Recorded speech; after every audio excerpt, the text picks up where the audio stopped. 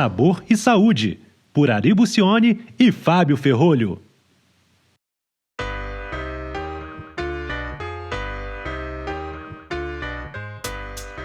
Bom dia, boa tarde, boa noite. Gravação semanal do nosso canal Sabor e Saúde, ponto de encontro aqui de todos os profissionais, ou pelo menos essa é a ideia, né, de ser o ponto de encontro de todos os profissionais da área de alimentos, bebidas, ingredientes e todo mundo que gravita aí em torno disso. Muito obrigado, um grande prazer estar aqui novamente, meu parceiro de canal, Ari Bucione, e hoje, como sempre e insistentemente, toda semana a gente tem convidados ilustres. Hoje a gente está aqui com o Alexandre do Instituto Fraunhofer. Eu vou deixar ele se apresentar, como sempre, e falar muito mais aí, com muito mais propriedade do Instituto. E eu tenho certeza que vocês que estão nos ouvindo vão ouvir muita coisa interessante, muita coisa nova, muita pesquisa, muita informação consistente e importante. Ari, boa tarde, é um prazer estar aqui contigo. Boa tarde, Fábio. Prazer revê-lo. Alexandre, Opa. Muito obrigado pela tua presença, pela oportunidade, pelo teu tempo, tá bom? Vou passar por Ari e nos falamos daqui a pouco, então. Grande abraço. É isso aí, Fábio. Um prazer sempre estar aqui. Vamos aí gravar mais um episódio da nossa série Sabor e Saúde, né? Como vocês sabem, o Fábio faz o sabor e eu tento fazer a saúde, né? Então, nós vamos fazendo os nossos episódios e hoje nós temos, além de ser uma pessoa que eu admiro muito e que nós temos um relacionamento pessoal e profissional de uma certa data já, nós temos o Alexandre Martins aqui, que representa uma entidade muito importante. Já fiz até um post lá no meu LinkedIn, que é o Instituto Fraunhofer, que está baseado na Alemanha. E eu não acredito em coincidências e quero dizer que há uma coincidência aqui interessante, que eu não acredito, mas ela existe. O Fraunhofer está na Alemanha e o Fábio acaba de voltar da Food Ingredients Europa, que, por coincidência, também foi na Alemanha. Então, o Fábio, essa semana, tem uma semana de temas alemães aí para poder falar. Semana alemã no canal. Sem maiores delongas, vamos passar ao Alexandre. Alexandre, boa tarde, muito obrigado por você estar aqui com a gente. E a gente vai pedir para você se apresentar e assim que você se apresente, a gente vai começar a fazer algumas perguntas para você. Bem-vindo, Alexandre. Fique à vontade. Vamos lá, muito obrigado, Fábio, Ari, mais uma vez. Obrigado pela oportunidade de poder estar aqui falando com vocês e com todos aí que estão nos acompanhando. Meu nome é Alexandre Martins, eu sou engenheiro agrônomo formado na Unesp, tenho uma especialização básica na Universidade de Weihenstephan, na Alemanha, na área de engenharia de alimentos. Desde 2016, isso, né? Se eu não me engano, 2016, trabalho para o Instituto Fraunhofer de Processos Industriais e Embalagens, localizado aí na cidade de Freising, na Alemanha. Nós estamos muito próximos à cidade de Munique, estamos praticamente colados no aeroporto de Munique. Acredito que muitos de vocês já devam ter voado para essa região, é um aeroporto grande, então o nosso instituto está muito próximo ali. Estou desde 2010 fazendo a coordenação científica e as conexões aqui com o Brasil. Eu sou a pessoa que faço essa frente aí de conexões entre pesquisadores, identificação de competências, identificação de temas, oportunidades, chamadas bilaterais. Nós procuramos sempre fomentá-las, né, para que a gente possa viabilizar essas conexões entre Brasil e Alemanha. Estou falando aqui de Campinas, saudações de Campinas a todos os ouvintes aí.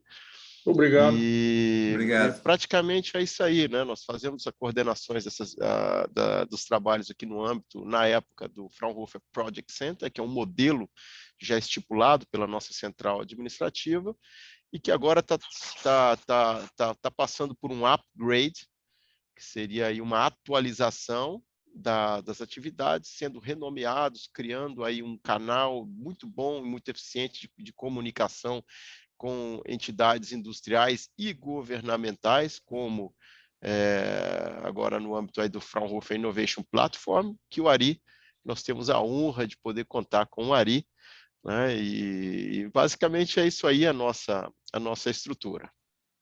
Que É um bacana. prazer estar aí. Bacana, Obrigado, Alexandre. Alexandre.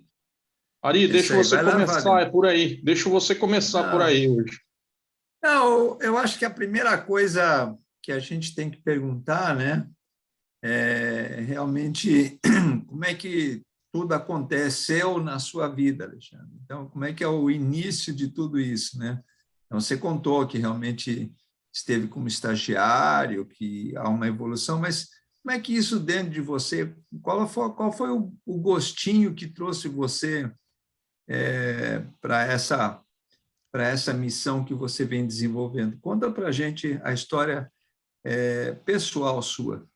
Sim, eu praticamente eu estava já trabalhando no instituto como estagiário mesmo, eu trabalhava na área do departamento de materiais, então eu por ser um estagiário já graduado na época, eu já estudava na Alemanha e arrumei esse estágio lá nesse instituto. Então, me deram uma atividade bastante pesada lá, né? Eu era entre os estudantes ali, entre os estagiários, eu era um pouco acima deles, então já me davam atividades um pouco mais complicadas, nós um pouco mais difíceis de desatar, e eu acabei conseguindo ter êxito nesse trabalho que me foi direcionado à época, e, paralelo a esse trabalho que eu já estava fazendo, estavam havendo conversas a nível institucional entre os nossos diretores, o diretor do nosso Instituto Fraunhofer, com o Itaú, e ali dessas conversas surgiu a ideia de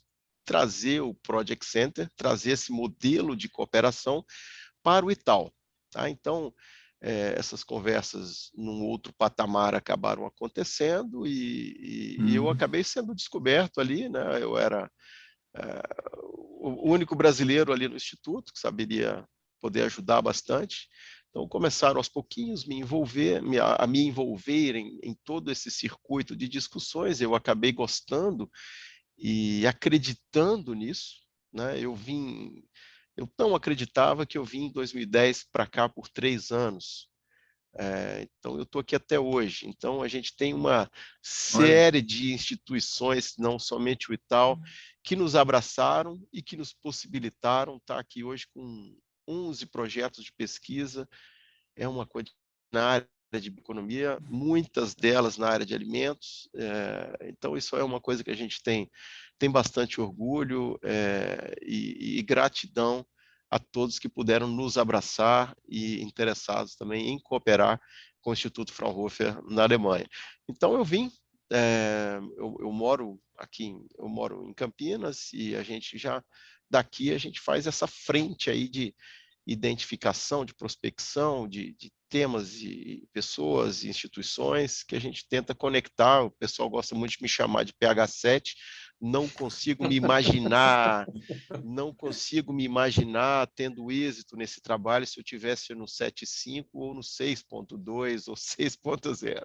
Então, o meu trabalho, apesar de pertencer ao lado alemão, não teria êxito algum se não fosse realmente a colaboração e o interesse em cooperação das demais instituições brasileiras. Então, isso realmente é a prova, né, de que isso deu certo, são esses praticamente 12 anos que nós estamos aqui.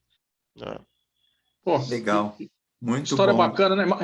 É o tipo da história, ou seja, você estava no lugar certo, na hora certa, no momento certo. Não existe acaso efetivamente, né, Alexandre? Exatamente, né? E com as pessoas corretas, né? Então, É tudo isso, é isso. isso. É isso. Exatamente. Então, a diretoria do Itaú tem uma responsabilidade muito grande na existência dessa cooperação, né? Nós estamos falando aqui de um modelo de cooperação criado, já pré-estipulado, onde nós temos aí as nossas diretrizes, os nossos compromissos, as nossas metas a bater, e então tudo isso tem dado muito certo. Nós conseguimos aí estar aqui todos esses anos, né?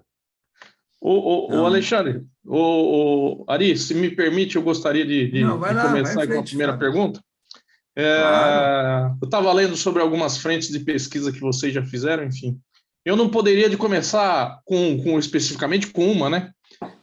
Vocês trabalharam uma frente de pesquisa sobre os precursores de aroma de café gourmet, enfim, e o dito café de laboratório, né? Enfim, conta para gente isso aí, o Alexandre. Conta para gente essa pesquisa aí, essa história, enfim, deve ter coisa muito interessante por aí. Eu conto sim, isso também nasceu, de brincadeira a gente não diz, né? Mas isso nasceu de uma coisa um pouco amadora, uma curiosidade. Eu acho que toda inovação ela tem um ponto inicial que é a curiosidade de alguém, né? Ou de Sim, alguns, né? Enfim, a história do café é uma coisa curiosa. Nós temos uma equipe inteira praticamente muito forte na área de análise sensorial, uma tá, equipe bastante premiada, inclusive na Europa, e nós temos dentro desse grupo dois pesquisadores que sempre trabalharam com o aromagrama, nariz eletrônico, etc., e sempre tá, focados com café. E quando nós viemos para cá, em 2010, em 2011, surgiu um questionamento de um colega: vamos dar uma olhada nos cafés especiais ali e tal. Esse pessoal estava trabalhando já com o Copilua, que entendo que já lhe seja familiar, que é sim, o sim, sim, café ali do felino asiático ali, né, que é um café muito especial. E nós temos o exato, nosso também, que é o Jack Bird, né, que é o jacu. sim, Enfim, então, como já estavam trabalhando com Copilua, vamos lá, aí nós fomos atrás desse café, conseguimos aqui amostras lá no Espírito Santo, mandamos para a Alemanha, fizemos algumas análises, uhum, e a partir daquilo ali, nós entendemos um pouco sobre o buquê e o aroma que compõem esse tipo de café, que o preço é um café de um valor diferenciado, né? claro, Enfim, Uhum. e nós, entendendo esses aromas que existem nesses cafés, nós começamos a trabalhar com os precursores desse aroma e no processamento do café verde, de forma que nós pudéssemos direcionar. Aí é o ponto delicado, onde talvez tradicionalistas podem achar que a gente está fazendo coisa fora da curva. E é o fato, né? Nós começamos a trabalhar com uma uhum, fermentação um pouco mais acentuada do café fresco, tá, para que a gente pudesse, de alguma forma, direcionar a formação desses precursores de aroma e, por fim, após a torrefação, nós chegarmos próximos aí de um ao que é perfil, exatamente, de um perfil de aroma igual, talvez, aí o vinho californiano, né, com os chips ali né, enfim. Então, a gente fez esse trabalho, claro que isso aí gerou um conhecimento bacana, muita coisa se desperdiça bastante num trabalho desse, muita coisa dá errado, algumas coisas dão claro, certo, mas foi um aprendizado bacana, uma coisa curiosa, né? Isso, lógico, não chegou ao mercado, mas ainda, tá ali, ainda não, mas está ali. Eu acho que os tradicionalistas, realmente, a pessoa sai de casa e fala: bom, eu mereci hoje pagar R$ 30 na xicrinha do café, né? Porque hoje eu trabalhei bastante, eu bati meta e sim, quero sim, tomar aquele café do Jacu, né? sim, sim, sim, sim. Enfim, então, Tudo que eu tenho direito aí. muito dos conhecimentos partem também de você entender o trato digestivo de uma ave. Então, a partir disso aí, você entende quais são as enzimas que atuam ali, e são enzimas que você pode laboratorialmente testá-las durante uma fermentação, né? Então, a partir dali, a gente fez esses testes para que a gente pudesse chegar nesse, nesse material aí que a gente ainda não sabe como poder batizar. Mas é uma coisa Legal. curiosa, é uma coisa. E como conclusão, Alexandre, só como curiosidade até, claro que isso ainda não foi validado, vamos dizer assim, comercialmente, né? Se isso se podemos dizer assim. Mas, em termos científicos, você conseguiu validar uma aproximação mediante, pós essa identificação ou não, Alexandre? Você diz em termos de publicações? Não foi nada publicado, mesmo porque eu acho que você tem uma variabilidade de matéria-prima muito grande, você Tá, tem, né, nós trabalhamos aí com café da Etiópia, então acho que tá, valeria aí, no caso, a gente, eu digo processo fermentativo, né? Tá. Então, a gente não teve como replicar isso para um café do Brasil, tal, mas estamos abertos, gostaríamos muito de poder tocar esse assunto aqui para frente, aqui também com parceiros brasileiros, né? Talvez Claro. os menos tradicionalistas, né? Porque, às vezes, quando se fala em fermentação de café, a fermentação do café ela é relativamente tímida, né? Então, quando você já começa a falar de muitas horas de fermentação, o pessoal já Sim, fala que isso é negativo, né? sim, sim. E agora, Ori, me desculpa seguir. Não, vai em frente, vai fundo aí, Fábio. Me chamou a atenção porque você comentou, né, que, poxa, ainda não, foi uma pesquisa que fizemos, mas ainda, enfim. E um pouquinho antes da gravação, a gente estava conversando contigo sobre toda a experiência que você já tem e já trouxe sobre as proteínas vegetais, né? E olha o momento onde a gente está e quanto tempo isso demorou, né, o Alexandre? Então, em algum momento, essas coisas efetivamente elas vêm à tona, né? Eu Realmente, queria Fábio. até. Alexandre, desculpe te interromper, mas eu queria também comentar que é impressionante realmente essa história, né, da proteína, né? E eu me lembro, no começo, isso aí era o nicho do nicho, né? Então, era uma ideia que a gente via que era possível, mas é aquelas coisas que você fala, quando é que isso vai acontecer? Até me lembra quando eu trouxe o primeiro container de polidestrose para o Brasil, né? Isso foi em 1994 e a gente falava, puxa vida, como é que nós vamos vender esse produto, né? E a gente hoje vê a polidestrose praticamente uma fibra comoditizada, ou seja, ela é tão assimilada no mercado que ela comoditizou, né? Então, se me permita fazer uma comparação, que eu acho que a sua história ou é igual ou é mais difícil até, mas conta para a gente a história da proteína, a gente quer saber. Quando eu iniciei a minha carreira no Instituto em 2006, já pelo menos desde o ano 2000, até muito antes disso, já haviam trabalhos, um dos primeiros, um dos pioneiros do Instituto, o trabalho com o tremoço. Brevemente falando, o tremoço, aquela época, né, era mais famosa na Europa por uma planta de cemitério, né? É uma planta robusta, muito, muito querida, muito colocada em vasos, em cemitérios. Alexandre, se me permite, rapidamente, só como Claro. observação. A população portuguesa adora o tremoço como petisco, né? Enfim, o consumo aqui é altíssimo de tremoço. Exatamente, acho que vocês consomem aí, talvez seja o Lupinus albus, que é o grandinho, o disquinho, que realmente eu já experimentei também, aprecio bastante, não compro direto, mas gosto de ter um sabor diferenciado, e Portugal realmente é um dos maiores consumidores da Lupinus, o tremoço, né? Mas voltando ao assunto, o tremoço, especialmente então falando de Alemanha, nunca o alemão não tem esse costume de comer ele processado, né? Então, por ser uma planta que apresenta 3 cores de flores, uma planta robusta e bonita, ela acabou sendo popularizada como planta de cemitério mesmo, ou jardins, mais cemitério do que jardins, enfim. Olha só, eu não E sabia disso, não. assim, Ari.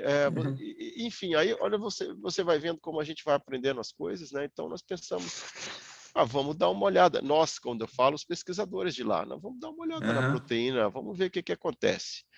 E aí entramos em contato com geneticistas, botânicos principalmente, criamos um grupo multidisciplinar e fomos ver um mundo muito grande de lupinos, né? Umas 8 espécies com as quais eles iniciaram os trabalhos e chegaram a Lupinus angustifolius, que é o Lupinus azul, muito interessante, e viram que a proteína dele, de acordo com o processamento, ela tem propriedades fantásticas, né? A saber, você durante o processamento, me desculpe talvez entrar em algum termo um pouco técnico aqui, mas eu acredito que muitos engenheiros de alimento estão aqui nos escutando, mas você entendendo um pouco aí do ponto isoelétrico da proteína, você consegue nortear as frações e as funcionalidades das proteínas que você quer. Interessante. Então, com essa proteína muito interessante, nós descobrimos um caminho que a gente, logicamente, não vamos precisar detalhar aqui, mas você entra num caminho onde você tem um isolado com a característica mais emulsificante, outro isolado com a característica mais estabilizante, e o terceiro, que seria o grande interessante, foi sacado, foi proteína sacada, extraída em meio salino e seca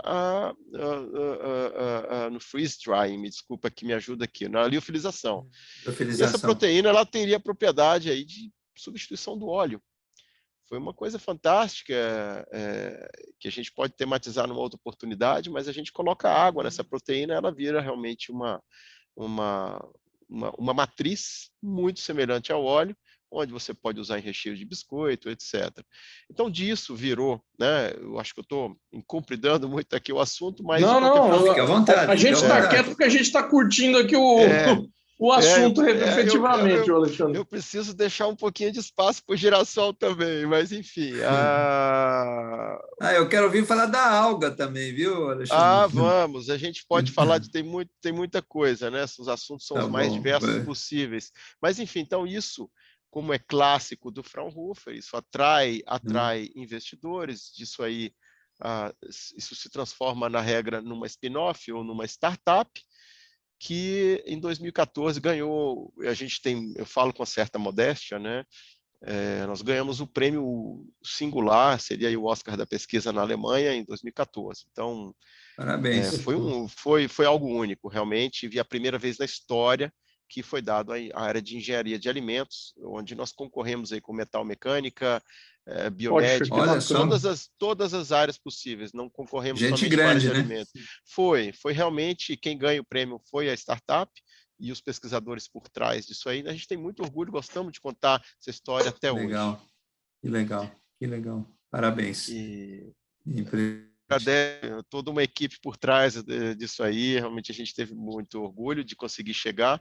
Infelizmente, o tremoço aqui para o Brasil é uma planta de cobertura, né? Cobertura verde, usada pelo crescimento rápido, e a massa que ela produz ela é muito utilizada para proteger o solo, e depois o trator vem, revira aquilo ali, incorpora no solo. Esse é o tremoço para nós aqui. É uma pena, né, a gente não poder, talvez, domesticar essa planta para as nossas condições. Claro. Eu já tive pelo menos umas 10 contatos de empresas grandes que queriam ter o tremoço, inclusive até pessoas que fazem sorvete, já foi testado também, né, em sorvete. Como emulsificante nesse caso? Exatamente. Eu não falei da spin-off aqui, né? A gente não quer fazer propaganda, mas essa spin-off ela é uma plant-based spin-off. Então, tudo que você imaginar de emulsões e spreads, essa empresa hoje produz, desde a bebida láctea, tá? Até o spread, me ajude aqui com o português, a pasta, né, para passar no pão. A pasta vegetal. Creme, tá? né? Não é abundante, infelizmente, não é abundante aqui no nosso mercado. Iogurte, aí entramos nos fermentados. Quando a empresa ganhou o prêmio, claro que ela recebeu uma visibilidade completamente diferente da que ela tinha até o momento, e aí ela entrou na linha de fermentados e teve muito êxito até o momento. Então, a gente já está na segunda agora com o Girassol, seguindo o mesmo conceito. O Alexandre, só comentar consigo, conforme o Ari comentou aí, enfim, essa semana eu tive a oportunidade de visitar lá a Food Ingredients, e o que mais se via efetivamente eram stands com tema focado e principalmente em proteínas. Impressionante, assim, de chamar realmente a atenção. Realmente, Fábio, se eu soubesse a tempo que você estaria lá, poderia até organizar uma visita da sua parte a Sunbloom, que é a empresa do Girassol, que hoje está lá expondo também. Estão em início de operação. Seria bacana a gente ver não chamaria nem de proteína alternativa, né? Mas já é uma coisa já estabilizada que está entrando agora aí no mercado. Impressionante, assim, viu, Ari? Chamou realmente a nossa atenção. Eu estava efetivamente no nosso stand lá, Alexandre. Então, assim, eu tive a oportunidade basicamente de dar uma caminhada efetivamente na feira, assim como 2 outros colegas que estavam comigo, e foi engraçado porque, assim, em algum momento, quando nós retornamos para o stand, os três meio que comentaram essa situação, sabe? Nossa, mas é impressionante a quantidade de stands com esse tema e com esse tipo de novidade. Não tive tempo efetivamente de ir atrás e de me informar mais, mas claramente você dando uma andada na feira, isso já ficava claro. Fábio, desculpa, Ari, se você for falar alguma coisa, eu reajo muito rápido, não quero te cortar, mas... Não, a única coisa que eu ia falar, vou interromper, mas depois a gente volta, né? É que a gente tem no final do episódio, um momento que a gente pede para os nossos entrevistados assinarem o famoso cheque em branco. Mas você já assinou durante a entrevista. O cheque branco é a volta para contar coisas que o tempo não permite nesse episódio, né? E você já declarou que poderá voltar e a gente anotou, está gravado, viu? Posso voltar sim, e se for o caso de informações mais técnicas, nós podemos trazer os pais das crianças também. Tá bom. Desculpe interromper, mas vamos em frente. Não, sem problema algum, mas eu acho assim, Fábio, só talvez até reforçando um pouco do porquê, né? Por que hoje esse advento da proteína vegetal? Eu sempre tenho aqui em mente um dado que a gente teve há muito tempo atrás, que era justamente comparando o que se precisa de espaço e para a produção, por exemplo, de 1 tonelada de proteína animal pura. Dando o exemplo aqui do suíno na Alemanha, você precisaria aí de 5,5 hectares, tá? De área de uso, de plantio, para você poder chegar. Estamos falando de valores arredondados, tá? Dados arredondados. Claro, médios então, isso, mas não vai mudar muito nem acima nem abaixo. Então, esses 5,5 hectares, vamos pensar em termos de, hoje em dia, com o preço da terra, né, com a migração, com o êxodo rural, que nunca foi tão agudo, enfim, são tudo, e a mudança climática também, são 3 coisas aí que são ali empecilhos para que a gente possa expandir a nossa agricultura, tá? Enfim, então vamos pensar 5,5 hectares para produzir 1 tonelada de proteína animal pura, sendo que você pode produzir aí, tudo bem, não vamos entrar aqui no mérito dos aminoácidos essenciais, tudo bem. Sim, tá? Claro. Mas você precisa aí de produzir 1 tonelada de uma proteína vegetal, 1,5 hectares, ou 1,3, dependendo da fonte. Então, de 3 a 4 vezes menor, né? Exatamente, Fábio. Então, assim, bom, esse para mim é um argumento que não precisam de outros, né? Não precisam de outros. A mudança climática é tema para dias de discussão. Né? Então, é outra coisa que a gente não vai tematizar hoje, mas que fique uma luzinha acesa aí de todos que estão nos escutando, que sabem que a mudança climática tem sido contra tudo e todos. Então, quando a gente entra em méritos de zona de baixo risco climático, né, que as definições para as principais culturas brasileiras, estamos, não só nós, né, mas está uma coisa um pouco preocupante, né? Mas, enfim, nós não vamos tematizar hoje, a gente quer enxergar a coisa da forma mais positiva. Muitos quebra-molas existem, muitas barreiras existem, mas temos muita gente boa para poder sanar isso aí. Bacana. Legal, nossa, tem história para contar aí. Tem bastante. Eu acho que essa questão da proteína vegetal, né? Ela realmente precisa ser melhor assimilada, né? Então, quando você traz, por exemplo, dados como esse, né, da área requerida para produção de 1 tonelada em relação ao animal e vegetal, né, sustentabilidade, tem uma série de coisas, inclusive o aspecto nutricional, como você mesmo mencionou, os aminoácidos essenciais, que a proteína de origem animal ela é um pouco mais digamos, pródiga nesse sentido, né? Mas o que importa é que realmente, em termos de segurança alimentar, vai haver uma deficiência de proteína. Então, nós precisamos desenvolver outras fontes de proteína para garantir que lá em 2050, quando a população fica estimada já, está passando aí a cifra de 9 bilhões, que a gente tenha quantidade suficiente, com boa qualidade e com preço a poder ser, digamos, comprada, né? E, sem sombra de dúvida, a proteína animal e a vegetal darão suas contribuições. Então, acho que essa questão de dizer existe uma concorrência, eu não vejo dessa maneira, né? Embora, claro, não estou diretamente ligado a nenhum dos dois lados, sou um observador apenas da segurança alimentar, né? Mas como você vê isso no futuro? Vai haver uma convivência entre a proteína animal e vegetal?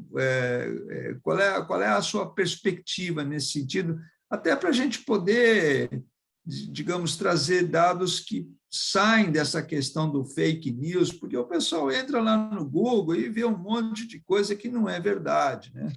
E o que é a verdade? A verdade acaba sendo, depois, no final, aquilo que eu gosto, né? Eu gostei, vai aquilo que eu vou repetir, e nem sempre aquilo é a verdade, né? Então, como é que você vê essa questão da convivência da proteína de origem animal ou de origem láctea, né?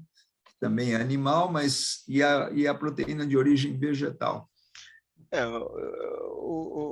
Ari, a gente em nenhum momento, eu acho que nem nós e ninguém que trabalha nessa área diretamente, tem nutricionistas, engenheiros de alimentos, médicos, etc., Agrônomos e agrônomos, né? nutrólogos. Nós não podemos propagar, não podemos mistificar a proteína animal. Nós estamos aqui num país que é um dos maiores produtores do mundo, a Alemanha, sexto maior produtor de leite da Europa, enfim. Eu acho que não é esse o caminho, né? Eu acho que ensinar as pessoas a ter consciência na hora da compra, na hora da sua escolha, aí não for talvez só no preço ou talvez num visual de uma embalagem, mas sim olhar para dentro daquele produto e ver quanto se gasta de água, quanto se gasta de área para poder chegar numa determinada embalagem de no conteúdo de um determinado produto. Eu acho que nós estamos aumentando o nosso nível de consciência. Então, Legal. Esse nível de consciência faz com que realmente as duas áreas possam estar crescendo juntas. Claro, não Muito como bom. nós tivemos há 10 anos atrás, claro, nós temos os trends, nós temos as tendências, mas se a gente for olhar para dentro do nosso país, aqui do Brasil, nós temos que ter muito orgulho da nossa produção de proteína vegetal em geral.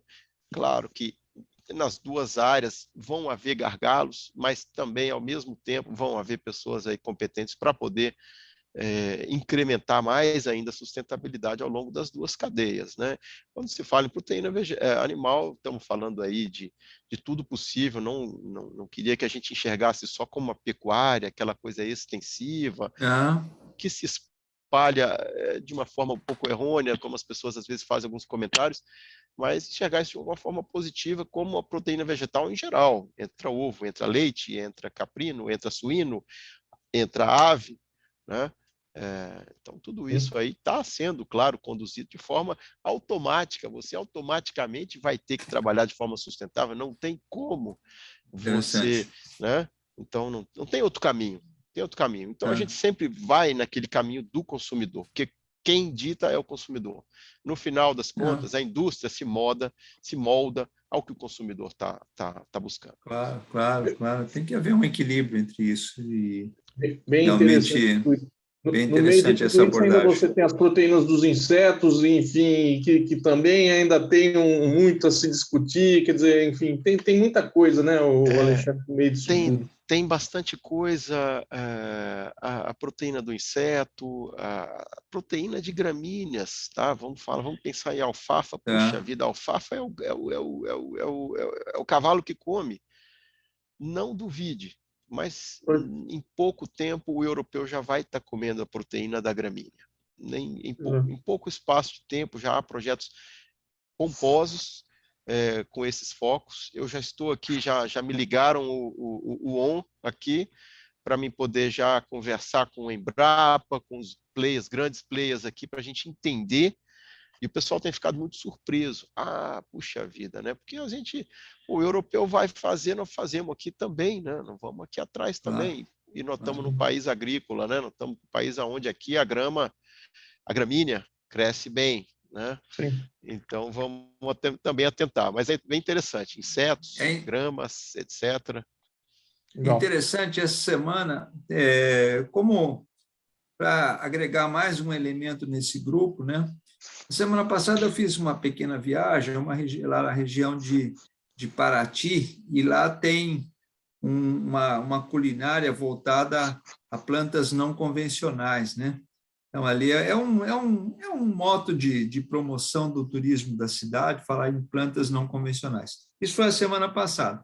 Essa semana eu estou assistindo um episódio na televisão, na Rede Globo, e uma das entrevistas era um grupo de pessoas que também estão plantando plantas não convencionais, né? Os planks, os famosos planks, né? Então, eu fiquei pensando, por que tudo isso vai aparecendo? Porque exatamente estamos falando de proteína de origem vegetal, quer dizer, o vegetal começa a fazer parte do nosso discurso, do nosso dia a dia, uma coisa que talvez há um par de anos atrás isso continuaria sendo o seu grande desafio, e hoje você já vê uma luz no fundo do túnel bem interessante e bem promissora, né? Muito bacana isso. Ari e Alexandre, eu também não... Eu sei que o nosso tempo tá apertado e acabando. Hoje é você que vai fazer isso aí, hoje? Não. Contratualmente, essa obrigação ainda é sua, Ari. Enfim, não vou fazer, não. Alexandre, só para a gente também deixar, enfim, se você pudesse dar uma pincelada aí, eu sei que vocês estão com novidades aí com relação a um trabalho com redução de alergenicidade da soja. Comenta para a gente um pouquinho isso, Alexandre, por favor. Comento sim, Fábio, com todo prazer. Isso aí também é resultado de um trabalho da equipe dos pesquisadores lá do nosso instituto, lá em Freising, onde, através aí iniciando aí por processos físicos e depois térmicos e depois enzimáticos, um processo relativamente complexo, a exemplo da soja, tá? Conseguimos, vamos aqui falar de uma forma um pouco mais simples, né, para que todos possam acompanhar, uma quebra de uma proteína no meio e colar ela ao contrário, tá? Falando de forma que os receptores alergênicos eles se escondam. Então a gente conseguiu fazer isso. Esse é um trabalho longo também, porque ao mesmo tempo que você faz isso, você consegue reduzir até 80% a 90% da alergenicidade. Isso foi testado já em testes Olha que interessante. Tá? Em derme, testes dermatológicos. Porém, se você chega aí num 90% de redução de alergenicidade, o que realmente é algo singular para essa área, né? Muitos até, poxa vida, alguém já conseguiu fazer isso. Você quebra a funcionalidade da proteína, então ela perde um pouco ali da aplicação dela. Ninguém vai comer proteína encolherada, né? Então, pura. Então, você faz a proteína para ser usada em alguma matriz de algum alimento, e você está sempre explorando a funcionalidade dela. Então, nesse caso, você perde um pouco dessa funcionalidade. Então, o que seria aí o target, né? A busca? O que esse pessoal agora está sentado e esquentando a cabeça na busca de uma solução? É achar um meio termo onde você consiga chegar a um lado numa boa funcionalidade e, por um outro lado, numa boa redução da alergenicidade. Agora, quando se fala da pessoa que tem a intolerância, é difícil, não dá para você chegar para o cara, pô, isso aqui vai te fazer meio mal ou meio bem. Para mim, como a história da mulher meia grávida, né? Vai fazer 90% menos mal, só vai te fazer 10%, né? Exatamente. Então, o meio mal vai fazer mal para o cara, né? que sofre do problema de alguma certa intolerância, de inibidores de tripsina, etc. Então, nós temos que pensar, nós estamos nesse momento já fazendo esses cálculos aí e essas avaliações para poder chegar num produto. Isso está muito próximo de já estar sendo exposto aí no mercado de uma forma já acessível, porque eu acho que tem tudo aí para dar certo. Legal. Maravilhoso. Legal. Alexandre, agora é com você, seguinte, Ari.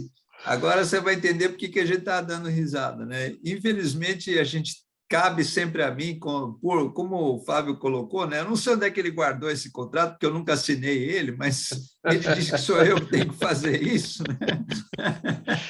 Ele diz que eu tenho que fazer isso e eu cumpro, né? Não tem porquê.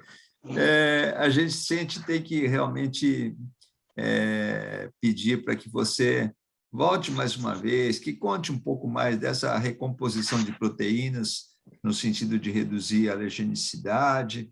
Eu ainda quero ouvir falar um pouquinho sobre as algas e as proteínas oriundas da alga, né? A gente já tem aqui um mercado, o Brasil já aprovou a espirulina, e acho que vem mais coisas aí nesse ponto, né? Em termos de reconexão de proteína, nós já entrevistamos aqui 2 vezes a BioLinker, que é uma empresa totalmente dedicada à reconexão de proteínas também, né? Então, acho que tem tanta coisa para a gente conversar que não vai faltar episódios. Acho que não é mais um só, não, mais alguns. Mas a gente pede para o nosso entrevistado, sempre agradecendo pela atenção, pela paciência de estar aqui com a gente, né? Para deixar uma última palavra de uma mensagem bonita, uma mensagem para os nossos ouvintes, sempre de uma esperança, mostrando que o mundo não acabou e que a gente ainda tem muita coisa para fazer pela frente. Obrigado, Ari. Alexandre, antes de deixar você com a palavra final, eu faço questão de agradecê-lo novamente. Muito obrigado pela tua presença, riquíssimo, um bate-papo maravilhoso, enriquecedor. Foi sensacional, realmente sensacional, muito obrigado. É um prazer ter tido essa oportunidade de estar aqui contigo. Enfim, e peço para os nossos acompanhantes aí, o pessoal que nos acompanha, dá aquele blim-blim, dá o gostinha, avisa o amigo, enfim, né, para que a gente possa continuar aí com esses episódios maravilhosos aí sempre. Alexandre, muito obrigado. Deixo para que você feche aí com chave de ouro. Bom, eu não vou cansar de me agradecer a vocês dois e pedir até para todos aí que estão nos ouvindo realmente dar atenção a esse tipo de iniciativa. Eu acho que hoje a gente pôde aprender aqui um pouquinho. Eu estive assistindo outros vídeos também, aprendi bastante, né, nos últimos dias aqui. Eu vi alguns vídeos para ver o que as pessoas falam. Realmente é um canal extremamente eclético, então eu acho que bastante. Ouvindo, né? Você vê, a gente não falou das algas ainda, né? Mas ouvindo, dando atenção a essas iniciativas e as pessoas que aqui se disponibilizam a participar, que a gente consegue nos conscientizar de muitas coisas ao longo da cadeia de alimentos, né? Então, e uma das principais, eu cheguei a mencionar isso durante a nossa conversa hoje, mas existe um conceito flexitariano. Ninguém está aqui para dizer se você tem que ser vegetariano, se você não tem que ser, mas veja bem, o conceito do flexitariano é muito interessante, porque o flexitariano, que já está se popularizado, já está bem popularizado esse conceito aí na Europa, é justamente a pessoa que vai à gôndola e seja através de um QR Code, ou ele recebe as informações, e a gente espera que elas sejam verdadeiras, sobre a cadeia produtiva do alimento, de onde que ele vem, quais são as características, porque é só assim nós vamos realmente poder nortear e dizer para a indústria qual o caminho a seguir. E não tenha dúvida, a indústria de alimentos está aqui para seguir exatamente o que o consumidor quer. Incrementar mais e mais a sustentabilidade, e é isso aí que isso aí que a gente pede para que todos façam. Então, eu sou uma pessoa chata para ir fazer compra, atento bastante, claro, tem as minhas limitações, como muitos têm também com preço, nós olhamos também, não fazemos exageros, mas eu acho que esse é o caminho. E quando se fala da cadeia de alimentos, se considera a embalagem também, né? não somente o conteúdo. Então, assim, brevemente, Ari, esse seria o meu recado a todos, para que a gente pudesse se conscientizar cada vez mais ao comprar um produto, entender de onde vem. Sabe, você vai comprar lá no Amapá um leite que veio lá lá do sul, vamos imaginar uma situação exagerada dessa, mas acontece. Enfim, então são coisas que a gente teria que atentar, né? Legal. Muito bom. Seria essa a minha mensagem. Muito Maravilhoso, bom. Obrigado, então. Alexandre. Obrigado. Obrigado novamente. Ari, vamos nessa, Fábio. muito bom estar aqui contigo novamente. Nos vemos em breve nos próximos episódios. Isso aí. Fiquem todos bem aí. Alexandre, muito obrigado. Tenho certeza que a gente vai voltar aqui com novidades. Um grande abraço para vocês.